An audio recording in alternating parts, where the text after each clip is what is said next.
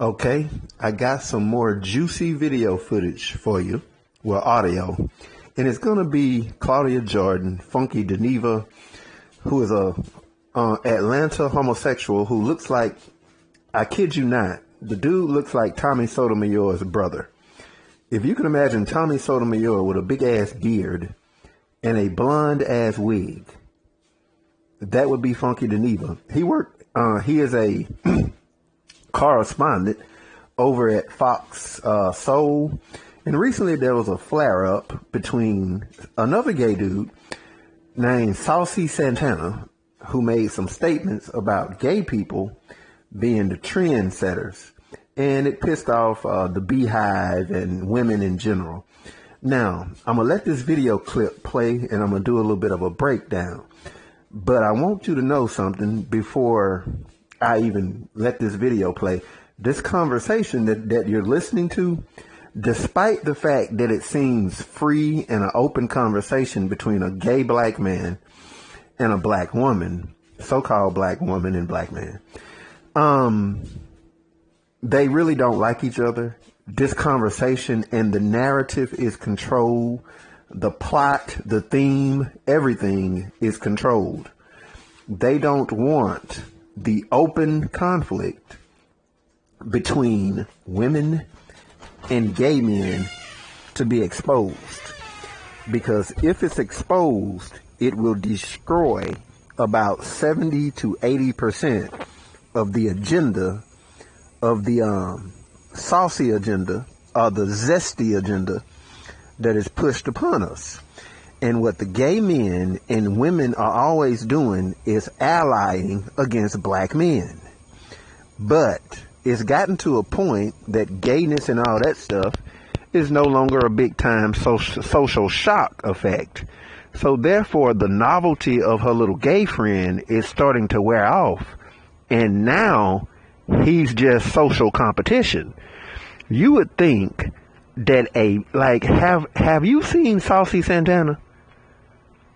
This is a fat black dude with a belly. He is fat. It is a fat, overweight black dude with a beard who doesn't even wear a wig. A nasty looking gay dude who said something. Bruh, you would think that females would just listen to that shit, laugh, and keep it moving. You mean to tell me you throwing this much rage and this much steam at some sissy queen who made a little statement? And I'm going to keep it real with you. There's elements. The reason why they responding is because there's elements of what he said that's true. But this conversation that you're listening to is controlled, because the white people that are paying these Negroes that you're about to listen to, they have to keep them on the same team. Because what the gay dudes and the women really want to do, they really want to get out there in the streets and just have them a old fake nail, high heel fight with each other.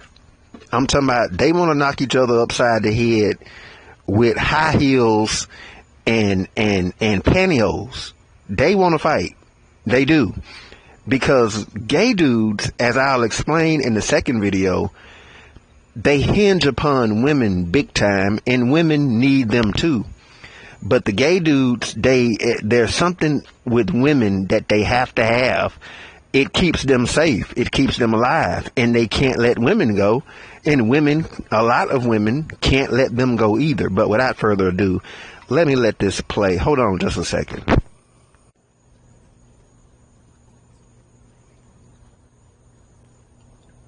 Here we go.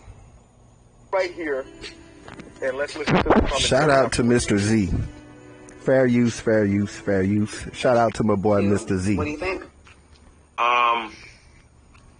There is a very fragile, symbiotic relationship between black gay men and black women.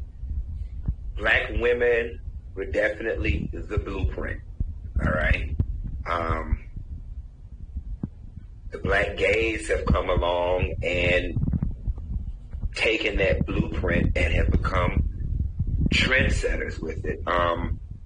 you can't deny that in recent years, a lot of the trends that have been adopted by women have been set by the gays. Although the gays got the fashion game. Let me give you an example of what he's talking about. The talk show, the T is something that gay dudes use. They get it from being, a fake sense of being a queen, and it's associated with England. Old white women in England sitting around spreading the tea, which is telling each other's business. The women have created a whole entire multi-million-dollar show that gets millions of dollars in advertising, and there's not a trans or gay person on the T.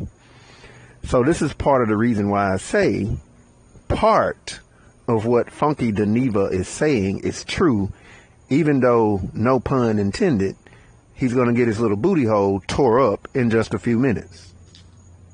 From the women, they perfected it. They've taken it to the next level and are now in turn, y'all gonna beat me up for this, but re-teaching y'all how to even be better at it. You know what I'm saying? Like, the gays have redefined femininity. You know what I'm saying? And I know it sucks, and a lot of women are gonna get upset with that, but they have.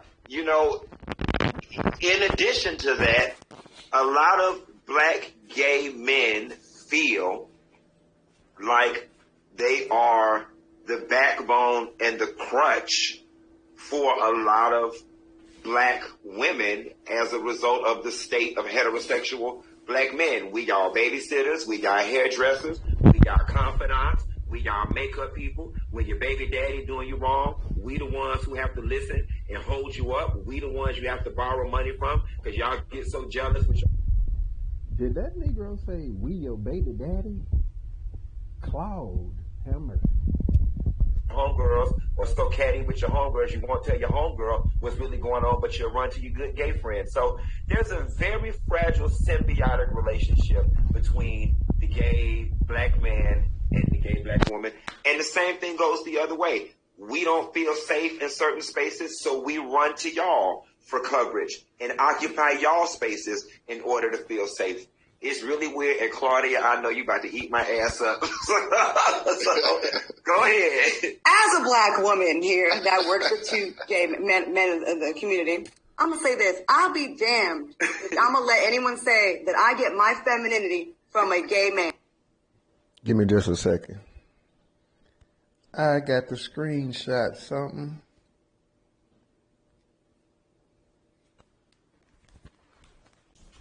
All right. Now we can let this play. I'm going to let anyone say that I get my femininity from a gay man. I am not getting my cues on how to be a woman from a man with a beard and lipstick and lashes. Ooh. We know how to be feminine without y'all. We know how to deal with our baby daddies without y'all. We know how to do fashion without y'all. See, I'm going to say this right here. Hold on. I'm going to go back. I'm going to go back because I'm interrupting and talking. I'm sorry. Hold on.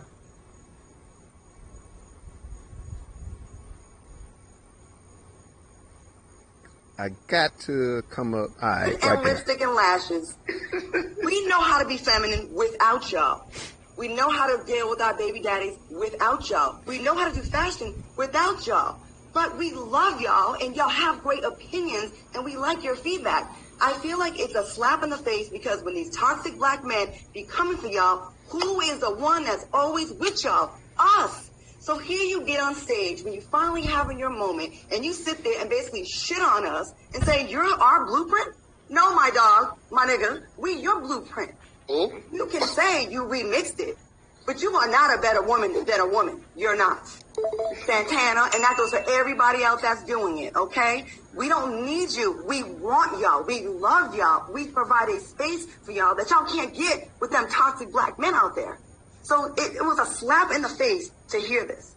I have fantastic makeup artists and glam that are women. Actually, they didn't do me today, obviously, but my best glam has been from black women.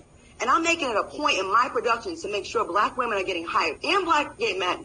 But I feel like they're getting pushed out of a space that they started. And we got to be careful about that, pitting the gay black men against black women, because we're all we got, y'all. We rock for y'all, and you're supposed to rock for us. Okay, I'm going to just leave it right there.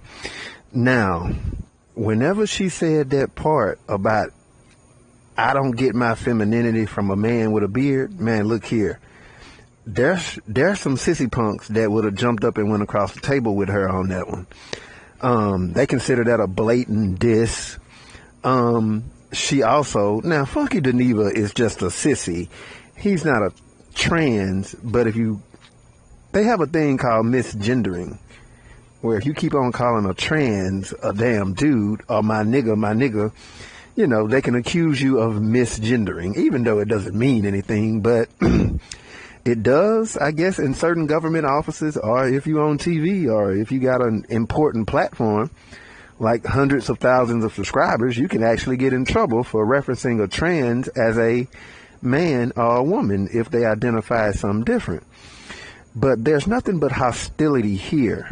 I'll be explaining more in depth in video 2 that I'm going to be making about this, but I just wanted to get this part of the whole thing out of the way. Because if you think about it, what are they fighting over?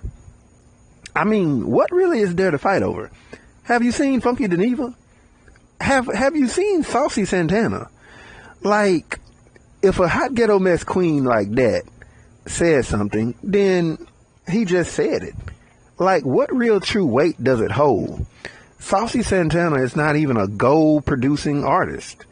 He does have videos with a few million views, but when I say a few million, it's just that.